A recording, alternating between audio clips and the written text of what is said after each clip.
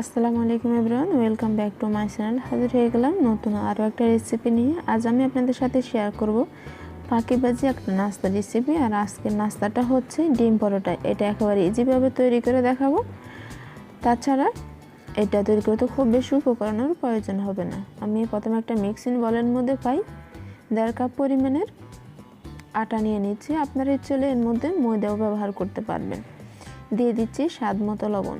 লবণটা দেওয়ার পর এখন আমি এর মধ্যে প্রায় 2 টেবিল চামচ পরিমাণে তেল দিয়ে দিচ্ছি। আপনারা ইচ্ছে হলে এর মধ্যে তেলটা ব্যবহার না করে ঘিও ব্যবহার করতে পারবেন।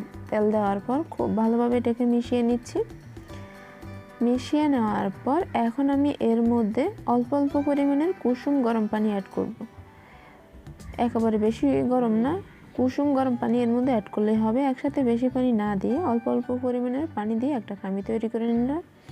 আর খামিটা একটু সফট হবে, বেশি নরম হবে না। আমরা নর্মালি পরোটা তৈরি করার জন্য যেই খামি ব্যবহার করে থাকি ওরকম সফট হলে হবে। আমার খামিটা তৈরি করা শেষ। এটাকে আমি এক সাইডে রেখে নিচ্ছি। আর অবশ্য ঢাকনা দিয়ে ঢেকে রেখে দিতে হবে। আমি 10 মিনিটের জন্য এটাকে এক সাইডে রেখে দিব। এটাকে এক সাইডে রেখে দেওয়ার পর আমি আরও একটা মিক্সিং বল নিয়ে নিলাম। এর মধ্যে এখন আমি দিয়ে দিচ্ছি ডিম। এর মধ্যে আমি 2টা ডিম দিয়ে দিচ্ছি। আপনার ইচ্ছে হলে ডিমের পরিমাণটা আরও বাড়িয়ে দিতে পারবেন। দিয়ে দিচ্ছি স্বাদ মতো লবণ। আপনারা ইচ্ছে হলে এর মধ্যে গোলমরিচের গুঁড়োও অ্যাড করতে পারবেন। লবণটা দেওয়ার পর খুব ভালোভাবে আমি ডিমটাকে ফেটে নিচ্ছি। আমি একটা কাঁটা চামচের সাহায্যে এটা ফেটে নিচ্ছি। আপনারা ইচ্ছে হলে এই কাজটা হাত দিয়ে করতে পারবেন। ফেটে নেওয়ার পর এটাকে এক সাইডে রেখে দিলাম আর খামিটা নিয়ে নিলাম। 10 মিনিট পর খামিটা এখন আরেকটু সফট হলো। আমি এটাকে একটু করে মথে নিচ্ছি। একটু মথে নিলেই হবে। আর মথে নেওয়ার পর আমি এটাকে সমান 2 ভাগে ভাগ করে নিচ্ছি। এক ভাগ এক সাইডে রেখে দিলাম আর ঢাকনা দিয়ে ঢেকে ওটা এক সাইডে রেখে আর এক ভাগ দিয়ে আমি একটা রুটি তৈরি করে নেব। এটা একেবারে পাতলা একটা রুটি তৈরি করতে হবে, যতটুকু সম্ভব আর কি। আমি উপর দিয়ে কিছুটা ময়দা দিয়ে দিলাম। দিয়ে এখন আমি একটা বেলুনির সাহায্যে এটাকে খুব ভালোভাবে বেলে নিচ্ছি।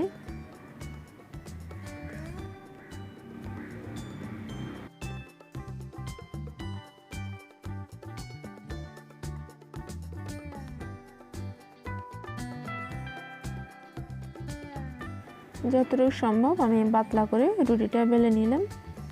এখন আমি এর মধ্যে আটা দিয়ে দিচ্ছি। আপনার ইচ্ছে হলে ময়দাও দিতে পারবেন। উপর দিয়ে আমি ছড়িয়ে দিলাম। দেওয়ার পর আমি এটাকে এক সাইড থেকে রোল করে নিচ্ছি। আপনারা খেয়াল করেন তাহলে বুঝতে পারবেন।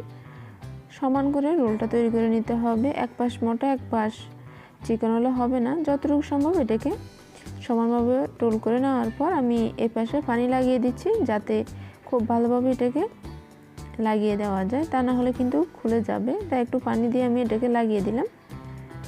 এখন আমি এটাকে ছোটো করে পিস করে নিচ্ছি। ছোটো ছোটো আকারে পিস করে নিতে হবে। তাই আমি যতটুকু সম্ভব এটাকে একটু পিস করে নিলাম। দেখেন আমি 4 পিস করলাম। আপনারা চলে 5 পিসও করতে পারবেন। পরোটা আপনারা যেরকম তৈরি করতে চান আপনারা এর আকারও ঠিক সেই অনুযায়ী কাটলেই হবে। আমি এর উপর দিয়ে কিছুটা আটা দিয়ে দিলাম। দিয়ে এখন হাত দিয়ে এটাকে একটু স্পেস করে দিলাম। একইভাবে আমি সবগুলো করে নিচ্ছি। এতে কিন্তু এটা খুব সুন্দর লেয়ার হবে আর বেলে নিতেও সুবিধা হবে। যতটুকু সম্ভব কম আটা ব্যবহার করতে চেষ্টা করবেন। আমি সবগুলো করে নেওয়ার পর এখন একটাকে বেলে নিচ্ছি। আর তেরা পাকা হলে সমস্যা নাই, যে যেমনটা পারেন ওভাবে এটা করে নিতে পারবেন। তেরা পাকা হলে যে খেতে ভালো লাগবে না তা না, হয়তো একটু দেখতে ভালো লাগবে না, ওটা কোনো সমস্যা না। আমি যতটুকু সম্ভব এটাকে বেলে নিলাম। এটাকে আমি এখন এক সাইডে রেখে দিচ্ছি। নর্মাল রুটি যেরকম তৈরি করি তার থেকে একটু মোটা হতে হবে। আমি এটাকে এখন এক সাইডে রেখে বাকি সবগুলো পরোটা তৈরি করে নিচ্ছি।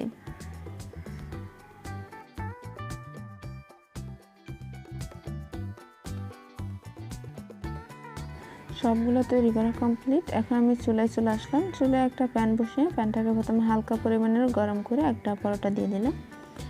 30 সেকেন্ড করে এপিট ওপিট একটু করে তাওয়া নিচ্ছি। এরপর আমি এর মধ্যে 1 চা চামচ পরিমাণের রান্নার তেল দিয়ে দিলাম।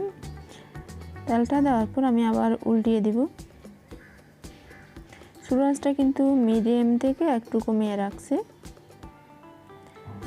এখন আমি এর মধ্যে ডিম দিয়ে দিব। আর ডিম কতটুকু পরিমাণ দেবেন সেটা একেবারে আপনার ইচ্ছা অনুযায়ী। আমি অল্প পরিমাণ ডিম দিয়ে আমি এটাকে ব্রাশ করে নিচ্ছি। এটাকে উল্টিয়ে দিলাম। এখন এই পিঠে আমি কিছুটা ডিম দিয়ে দিচ্ছি। আর ডিম দেওয়ার আগে দিয়ে আমি এখানে আবারও প্রায় 1 চা চামচ পরিমাণে তেল দিয়ে দিলাম। এই ডিমটাকেও হালকা করে ব্রাশ করে নিচ্ছি। ডিমটা একেবারে আপনার ইচ্ছার অনুযায়ী আপনি দিতে পারেন। যদি আপনার বেশি দিতে ইচ্ছে হয় বা বেশি খেতে পছন্দ করেন তাহলে বাড়িয়ে দিবেন, আর না হলে অল্প পরিমাণ দিলে হবে। আমি এটাকে উল্টিয়ে দিলাম। এখন আমি সম্পূর্ণ হওয়া পর্যন্ত অপেক্ষা করব। এটা খুব ভাজা হতে খুব বেশি হলে 1 মিনিট লাগবে। তৈরি করতে আসলে অত সময় লাগবে না। সকালে যখন কোনো ব্রেকফাস্ট তৈরি করতে ইচ্ছে করেন তখন আসলে কম সময়ের মধ্যে এই ডিম পরোটা তৈরি করে নিতে পারবেন। আমি এটাকে একটু সেঁকে নিচ্ছি। যতটুকু সময় লাগবে সে অনুযায়ী সেঁকে নিলে হবে, যার যেমনটা খেতে পছন্দ আর কি। কেউ যদি একটু পোড়া খেতে পছন্দ করেন তাহলে সে অনুযায়ী তৈরি করে নেবেন। আমি একইভাবে সবগুলো পরোটা সেঁকে নিব। আর এটা বাচ্চাদের টিফিনে দিতে পারবেন। সেই সাথে মানে খুবই সহজভাবে সকাল কিংবা বিকেলের নাস্তার জন্য তৈরি করে নেওয়া যাবে।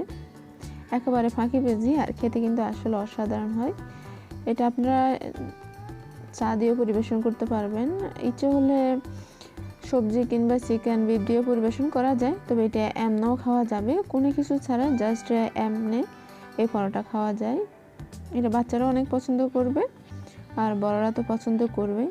আশা করি প্রতিবারের মতো আজকের রেসিপি আপনাদের ভালো লেগেছে। আর ভালো লেগে থাকলে কিন্তু অবশ্যই ফ্যামিলি অ্যান্ড ফ্রেন্ডদের সাথে শেয়ার করবেন। আর এটা কতটা সফট কিন্তু আমি একটু ছিঁড়ে দেখাই দিলাম। আশা করি রেসিপিটা ভালো লাগছে। আর ভালো লেগে থাকলে আগেরই কথা ফ্যামিলি ফ্রেন্ডদের সাথে শেয়ার করবেন, আর সেই সাথে চ্যানেলটি সাবস্ক্রাইব করে সাথে থাকবেন। আপনাদের সবাইকে অসংখ্য ধন্যবাদ। আল্লাহ হাফেজ।